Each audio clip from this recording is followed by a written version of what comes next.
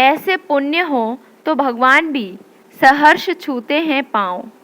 योगीराज भगवान श्री कृष्ण विश्व गुरु हैं, त्रिलोक को ज्ञान प्रदान करते हैं, पर संसार में आने पर लोकाचार में उन्हें भी अपना गुरु बनाना ही था। सांदीपनी ऋषि को यह सौभाग्य क्यों मिला? सांदीपनी ऋषि श्री कृष्ण के गुरु हुए किस पुण्य प्रताप से? आइए आज हम भी जानते हैं।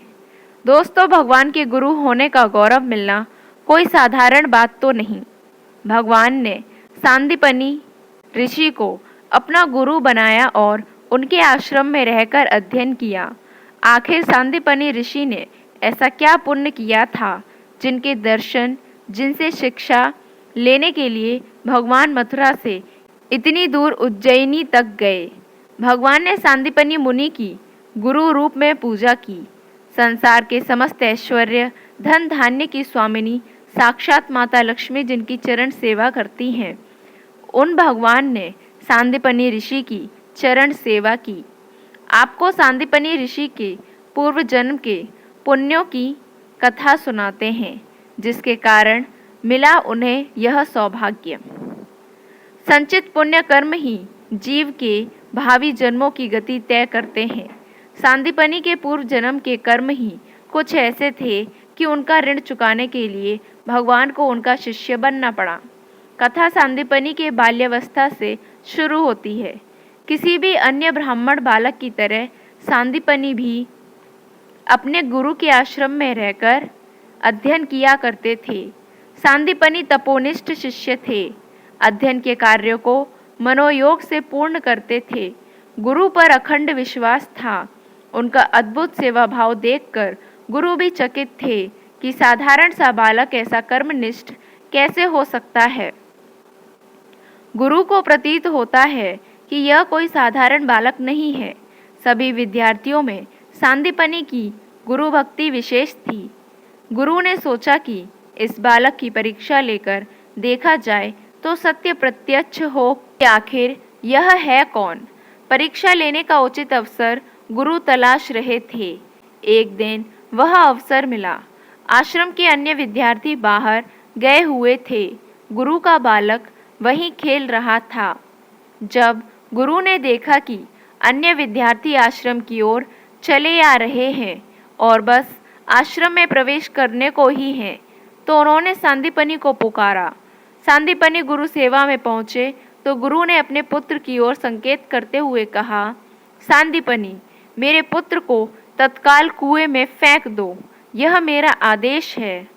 सांदीपनी ने गुरु के आदेश का पालन किया। बालक को उठाकर कुएं में डाल दिया। अन्य विद्यार्थी आश्रम में प्रवेश कर ही रहे थे। उन्होंने गुरुपुत्र को संकट में देखा तो दौड़ते भागते आए। कुएं का जल नजदीक ही था। तत्काल दो विद्यार्थी उसमें कूदे और अन्य साथियों की सहायता से बालक को सुरक्षित बाहर निकाल लाए। उसके बाद उन्होंने सांदीपनी को गुरुद्रोही समझकर खूब पिटाई की। सांदीपनी आश्रम के संगियों की मार सहते रहे, पर यह नहीं बताया कि ऐसा स्वयं गुरुजी का आदेश था। उन्हें लगा कहीं विद्यार्थी आवेश में गुरुदेव को कुछ ना बोल पड़े, इसलिए मार सहते रहे। गुरुजी दूर से छिपकर यह सब देख रहे थे। कुछ देर में वह आए और विद्यार्थियों को यह कहकर रोका कि इसे मत मारो, यह मूर्ख तुम्हारा गुरु भाई है। गुरु की परीक्षा अभी पूर्ण नहीं हुई थी। एक दिन विद्यार्थी कहीं से आ रहे थे। उनको आते देखकर गुरुजी ने सांदीपनी से कहा, सांदीपनी आश्रम के इस छप्पर में आग लगा दो। सांदीपनी ने चट आग लगा दी। छप्पर जलने लगा। विद्यार्थियों ने दौड़कर आग तो बुझा दी, पर क्रोध से तमतमाए फिर सांदीपनी को मारने लगे। सांदीपनी कुछ बोले नहीं और चुपचाप मार सहते रहे। गुरुजी को दया आ गई। उन्होंने विद्यार्थियों को रोका।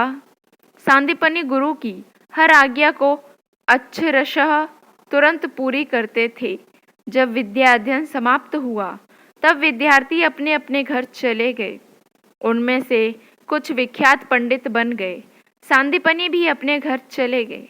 एक दिन गुरुजी बहुत बीमार पड़ गए।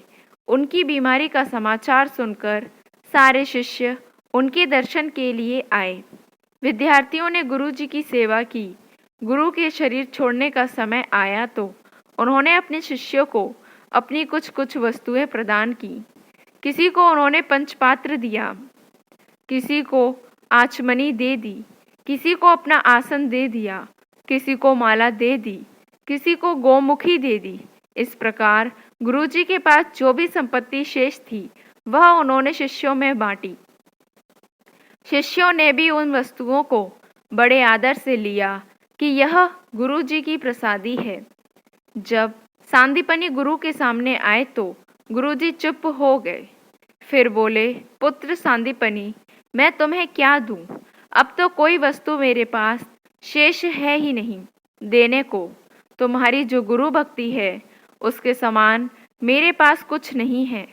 मैं तुम्हें कुछ ऐसा प्रदान करता हूँ जिसके लिए संसार लालायित रहता है।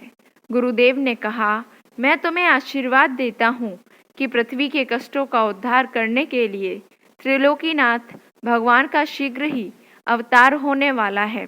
वह भगवान तुम्हारे शिष्य बनेंगे। सांदीपनि के लिए इससे बड़ी भेंट, इससे बड़ा वरदान क्या होता। उन्होंने गुरुजी की अंत समय में भी बड़ी सेवा की। भगवान ने जब श्री कृष्ण अवतार लिया तो ऋषिवर के दिए वरदान को फलीभूत करने वह मथुरा से उतनी दूर उज्जैन स्थित सांदीपनि ऋषि के आश्रम में बलराम जी के साथ आए और इनके शिष्य बने। गुरु एवं श्रेष्ठ पुरुषों की सबसे बड़ी सेवा है उनकी आज्ञा का पालन करना।